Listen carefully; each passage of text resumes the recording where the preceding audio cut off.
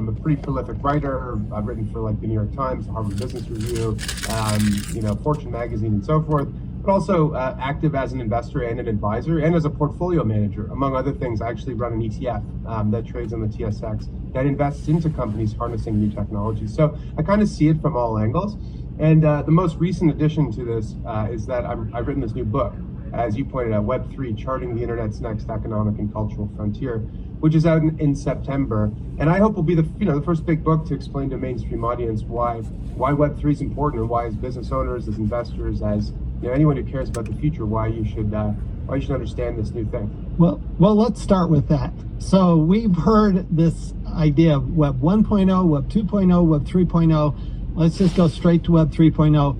In simple terms, how do you explain what is Web 3.0? Sure. Well, let's just define Web 1 and Web 2 first. So Web 1, what a lot of people recall as the .com era, is known today as the read web. And basically what that means is that you could go online and you could access information.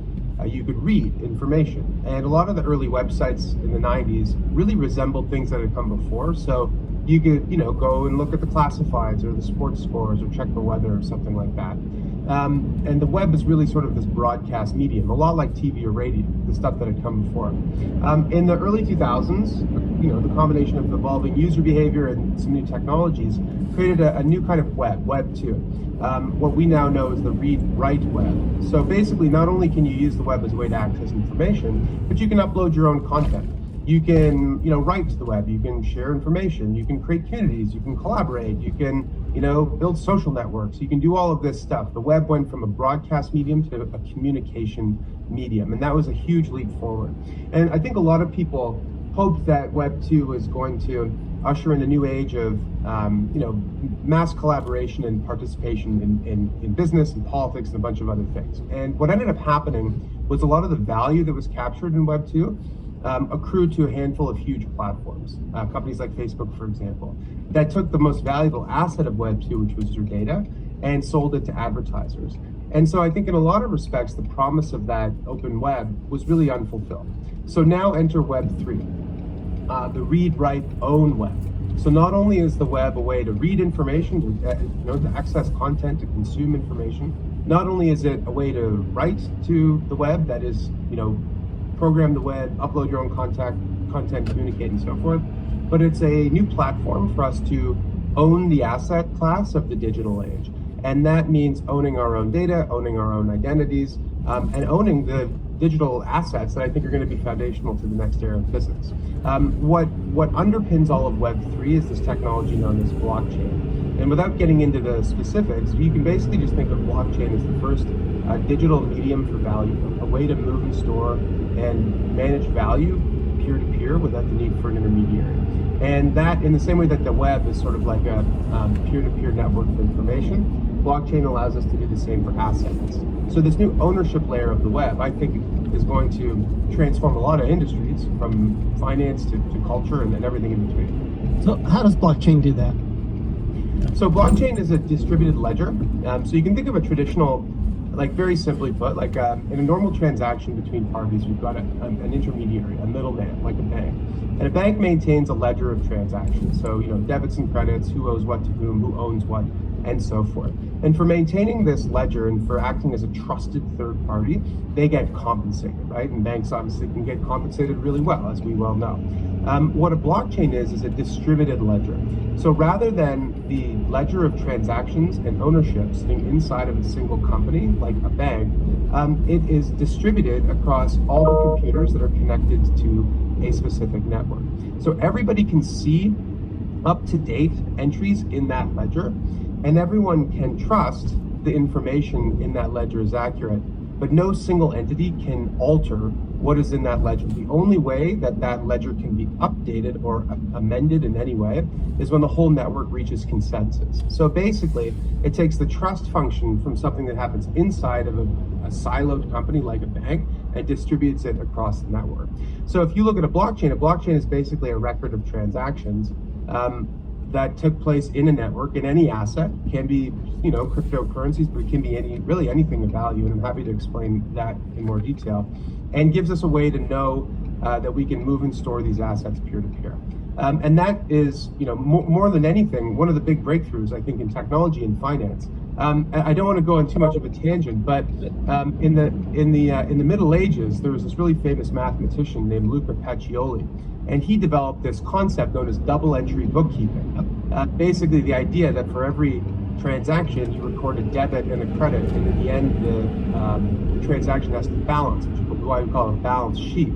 And before that, people were just doing sequential accounting, so they would just like enter debits and credits in over time versus doing a consolidation. And people credit the invention of double entry bookkeeping as one of the most important innovations in the history of humanity. It might sound ridiculous, and I'm sure accountants love it, but basically there's these certain invisible tools that have been built by humans, inventions that have helped to propel humanity forward. Things like the joint stock corporation, and in this case, double entry bookkeeping. So blockchains you can think of as basically like either single entry bookkeeping or triple entry bookkeeping. Take your pick. So, an organization can have its own internal ledger of transactions, what it owes and what is owing to it and so forth.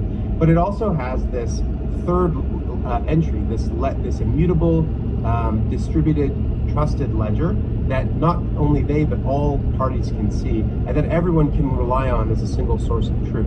Right. So that to me is something. So this is basically the ultimate transparency in transactions, right? I mean, because if everybody can see it, then it's ultimately transparent, and it's that transparency that gives it its power.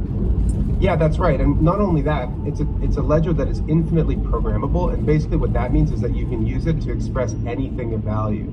So not just money, but stocks and bonds and titles and deeds and ownership of things like art and IP, mortgages, letters of credit, commodities, really anything that you can think of that has value, any asset can be programmed to be moved on one of these kinds of networks.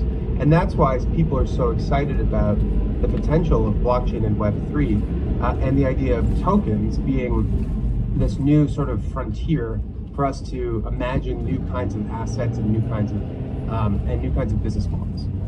So let's talk about some examples of that so people can kind of get an idea. Obviously, sure. Bitcoin's the most obvious example, but that's just a token. So let's talk about this idea of a smart contract, for example. So that is, it's basically an NFT, right? A smart contract, but where everybody can see what's inside. So can you kind of walk through that smart contract? Because it could be like Gary Vee has done this with membership into his restaurant, right? Yeah. Where you have to have this NFT which says this is my membership card, basically. Yeah. So what are some other examples of that? Sure. So that's an example of what's called a token-gated community, where basically, like, if you have a token, then you can access a community, sort of like a membership card to a private club, right? And because these are assets that are not forgeable, that there can only be one of one, in the case of NFTs, you can trust with 100% confidence that anybody who possesses that has access to that club or that service. But that's one of dozens of applications of tokens. You mentioned this idea of a smart contract. A smart contract is really just a simple piece of self-executing code that allows people to transact peer-to-peer. So I'll give you several examples quickly. So in financial services, the area in Web3 that is trying to tackle this is known as DeFi, or decentralized finance. And basically, decentralized finance is trying to reimagine financial services from first principles. So, moving of money, storing of money, lending of money, trading and risk management and so forth. Which is different, by the way, from fintech. Fintech is a new sleek user interface that allows you to access the old world of financial services. Mm-hmm. What Web3 is trying to do is something different. It's trying to reinvent it from the ground up. And so there are lots of examples of projects that use smart contracts in this way. One example would be a lending pool. So in a lending pool, basically, if you have collateral, you can pledge it to this contract, and you can borrow money against it. And if the collateral declines below a certain value, you'll get liquidated, and then whoever lent that money gets their loan covered. And right, for your listeners, the most the easiest example of this would be like a margin account, right? So if you've got shares held in a margin account at a brokerage, and you borrow against it, but the value of the shares goes down, then you know, That you're shit going to get a happened to me. margin call. Couple Well, days, they basically, this is a liquidated my account and self-executing some. margin call that happens all on My shit. chain. So this is a platform that has grown to billions of dollars in size because there's a lot of demand in trading these assets for this kind of service. Another one is Uniswap. Uniswap is a decentralized That too. exchange. So in a decentralized exchange, individuals can choose to basically act as liquidity providers. So in the same way that, you know, on the floor of the New York Stock Exchange, there were market makers, right? And those market makers were there to create markets in different securities. In decentralized exchanges, you can do the same thing. But instead of being out there, you know, actively waving pieces of paper around, you basically just pledge your assets to a smart contract and lock them up. And people can trade against those assets, and in exchange, you earn a yield. So you're basically earning a fee for acting as a market maker, similar to a market maker on a traditional open outcry exchange, right? And all of that They is don't happening like in that, the though. They ain't make money. smart contract environment. Another good example is in the stablecoin space. So for people who are maybe new to this topic, stablecoins are one of in my opinion, the sort of the first killer app of blockchain, which is ironic because what they do is commercialize a way to move the US dollar digitally. and I think it's ironic because I think a lot of people thought, you know, this new technology was going to reduce the need for intermediaries or reduce the need for trust of central banks and so forth. I'm not necessarily of that view, but I think a lot of people felt that initially. But the most important and most widely used application of blockchains today is actually this thing called stablecoin, which is a digital US dollar. So this gives you a way, Tom, if you're in the US and I'm in Canada, or you're in Timbuktu or whatever, to move money in dollars peer-to-peer in a matter of seconds, rather than using the correspondent banking network where it can take days or weeks to settle. And all of those transactions are happening on chain. Now stablecoins can be integrated with smart contracts to do lots of different things, but the idea basically is that this technology is being applied, and that's just in financial services, which is one of a dozen different industries, you know, that we can talk about. So let me ask you a question that I wondered about. Real estate title companies, title insurance. So it's always seemed to me, since I first learned about blockchain, that with the right blockchain, title insurance would be unnecessary. A little bit dirt ain't hurt. Have you thought? I mean, is that an example where a blockchain might actually take over an industry? Absolutely.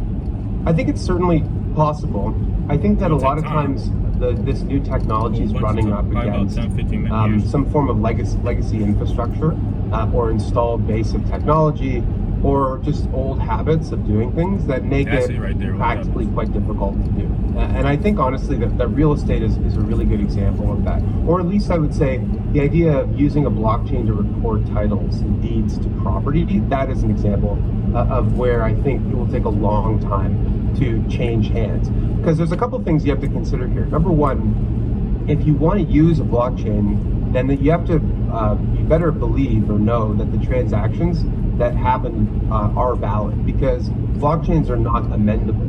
So the last thing you want is the garbage in, garbage out problem, where you move a bunch of titles onto a blockchain and then you find out after the fact that several of them are wrong.